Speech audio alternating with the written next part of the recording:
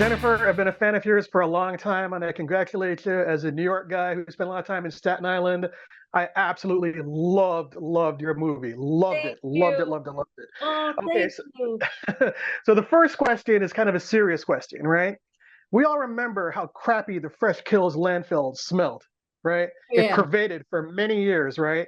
So is that a symbol of what's going on in the Larusso family, where it's a beautiful facade in the front and everything is bad behind it?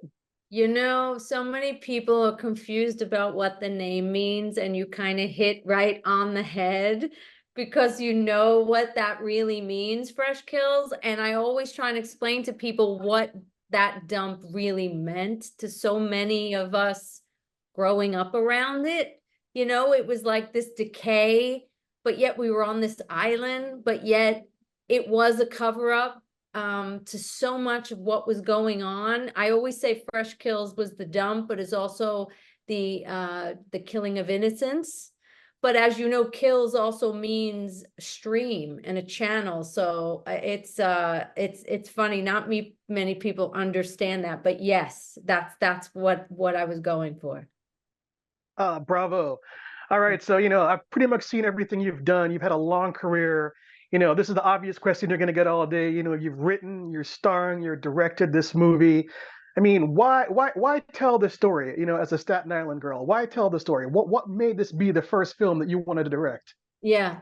Well, I was born in Brooklyn and I was there until I was probably 8 and then moved to Staten Island. And much like the girls, I felt like I was thrust into some other world. And I was, as I got into school, and I really remember very young seeing the other girls, and they were very angry and very, I won't say mean, but they had a very aggressive. And then as I got older as a teenager, the violence that I saw and grew up around, yes, from the guys, but it was more brutal and rageful and vicious from the women, from the young women. And it really stayed with me. And I knew that their families were involved in the mafia.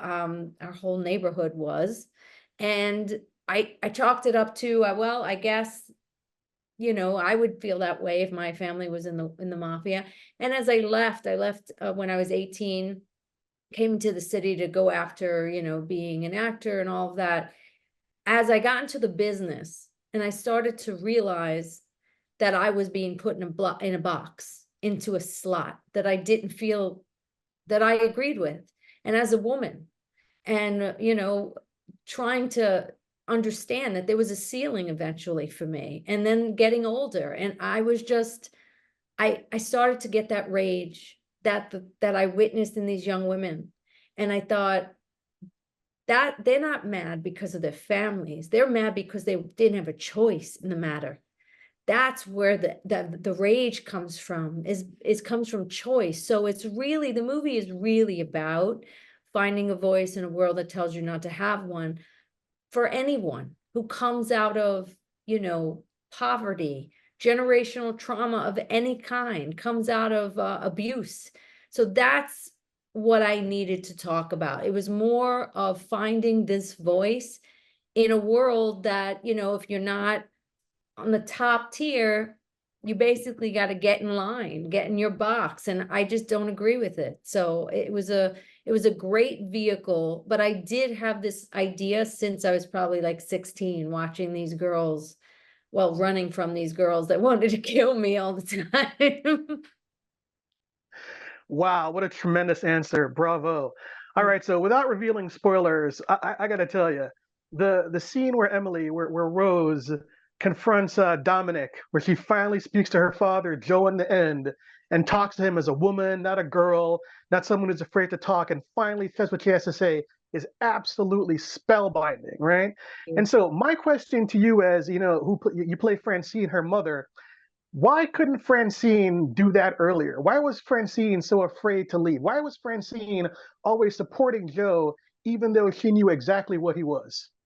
Because that's what they're taught. We only could grow as much as we know. And she didn't know. And she was put into a slot herself.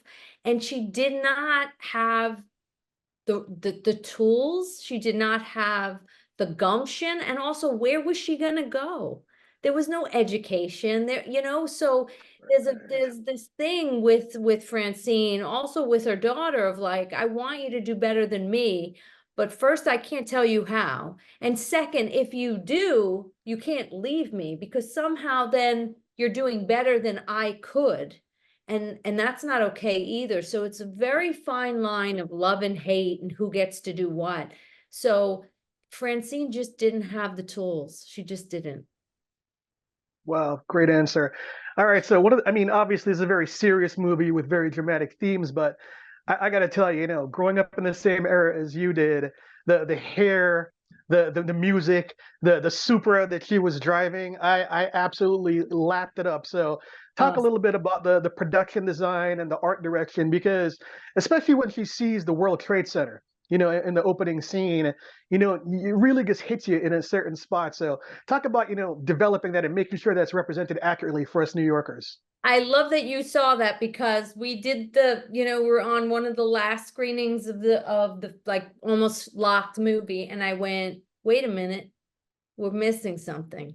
We need to go back. And they're like, what are we missing? I was like, we're missing the buildings. And they're like, no one will notice. I said, they'll notice. I notice, because I used to go to this spot, and I was Rose, but also Connie. I always say I am Rose. Connie's who I had to become to just be in this existence of this world and this business. And I used to go and sit there and daydream about being in the city, because that was like a whole other world. So the time mattered. It really mattered. But what they were listening to mattered. It wasn't just haphazard. It was like, because in my community, it was disco and fun. And then when rock came in, things got a little bit more dangerous, and things became a little bit more serious. And there was like a rawness that started to appear in the neighborhood that was very telling. And it was so appropriate to understand that, what they were listening to, what they were seeing, especially with the design. Our production designer was amazing. She had 3 weeks. 3 weeks. We shot in 21 days. We had 4 time periods. She had 3 weeks. But as you know, Staten Island doesn't change much. So that house was a great beginning. It was a lot like that, but I was very specific to her. You know, I wanted the house to feel ultra feminine, but that was from a reason, because I come from character through everything. So I said the reason why this is ultra feminine is because it's the only place Francine has control. So pink carpet, blue carpets, really feminine and all of that. And it needed to portray that gaudy Italian theme, which was just there was for a reason. Those women made the houses like that because that's where they had some say.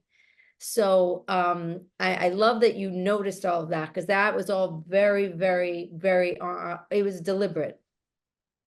Bravo, tremendous film. You're gonna get a good review from me. Thank you for your time. Thank you Cheers. so much. I appreciate it.